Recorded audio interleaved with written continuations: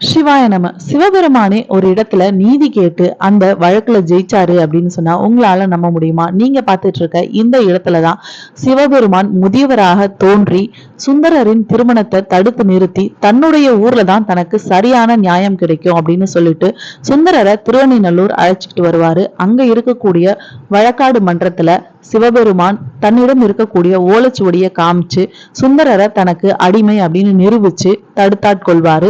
அந்த சிறப்பான நிகழ்வு நடந்த இடம்தான் நீங்க பார்த்துட்டு இருக்க இந்த திருவண்ணைநல்லூர் வழக்குரை மன்றம். இந்த வழக்குரை மன்றம் இன்றைக்கும் கோவில் வளாகத்துல அமைய பெற்றிருக்கு.